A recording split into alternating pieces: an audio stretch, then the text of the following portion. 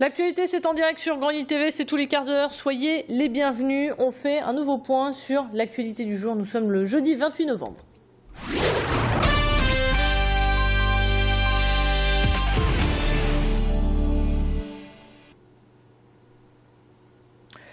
La police recherche toujours la mère de la fillette retrouvée sans vie sur la plage de Berck-sur-Mer. Une semaine après avoir découvert le corps, aucun proche de la victime ne s'est manifesté.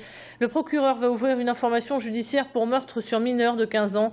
La peine encourue est la perpétuité. Les photos tirées de caméras de surveillance sont placardées à chaque station de métro à Paris pour tenter de retrouver la mère de l'enfant. Tout témoin permettant de l'identifier est prié d'appeler le numéro qui s'affiche sur votre écran, le 0800 35 83 35.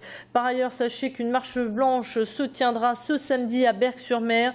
Le départ est fixé à 14 h depuis l'église Notre-Dame des Sables. Des fleurs blanches et des peluches seront déposées à l'endroit où le corps a été retrouvé.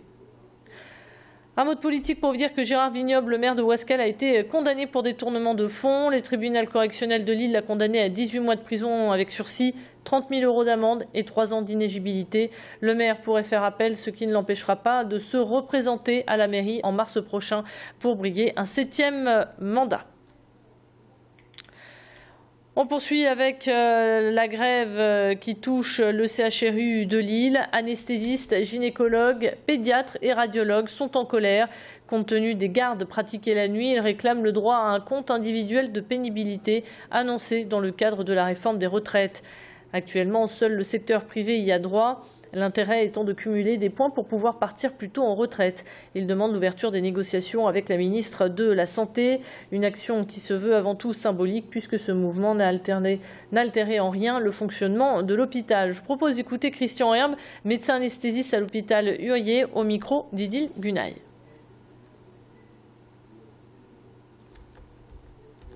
Ce que l'on demande, c'est à pouvoir bénéficier donc de ce que le gouvernement vient d'introduire donc dans la dernière réforme des retraites.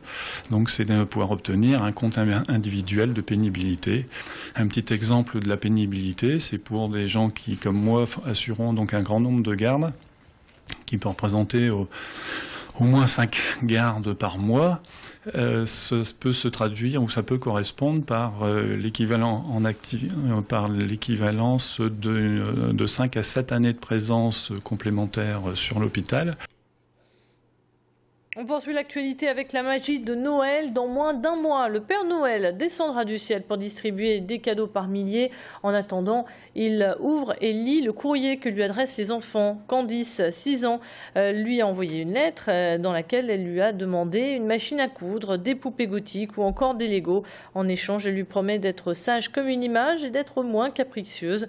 Il faudra maintenant tenir promesse, tenir parole et patienter gentiment pour apercevoir le barbu en rouge et blanc le 24 au soir. Et Candice sait déjà comment va se dérouler la soirée et elle sait surtout qu'elle ne sera pas déçue. Tanguy Lécluse l'a rencontrée pour nous.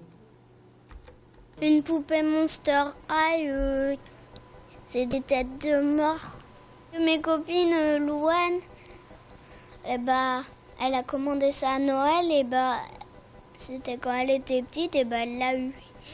Une poupée pas très belle, ça te plaît? Oui. Pourquoi? Parce que j'aime bien les trucs pas beaux.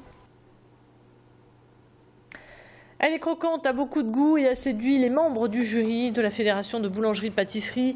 La baguette tradition de Sébastien Isoré a remporté le 22 novembre dernier le concours de la meilleure baguette blanche de la région. Son secret, un peu d'eau, un peu de farine et surtout beaucoup d'amour. Et il faut dire que sa boulangerie à Leuzen ne désemplit pas. Les clients ne sont pas étonnés de cette belle victoire. On les écoute justement au micro de Macha Grunessen. Elle est excellente et puis elle surtout, comme il veut bien la cuire un peu plus que les autres baguettes, elle a le craquant que j'aime bien, donc je suis ravi tous les matins. Le goût des baguettes que je mangeais dans l'enfance en fait. Meilleur pain quand même, ouais. Ça fait 3 ans que j'ai goûté à la tradition et je peux plus m'en passer. Surtout en fait que moi je suis migraineux et puis j'ai remarqué qu'avec son pain, enfin leur pain, j'ai beaucoup moins de migraines. Je sais qu'il y a 2 ans ils ont déjà gagné un prix et que c'est encore mieux cette année. Alors je m'inquiète un peu pour l'année prochaine. Qu'est-ce qu'ils peuvent faire de mieux maintenant qu'ils sont premiers? C'est juste farine, eau, levure, sel. Et en fait, voilà, faut bien respecter les températures, faut bien respecter les temps de pause, les pointages, tout ça. Et après, du bon matos aussi.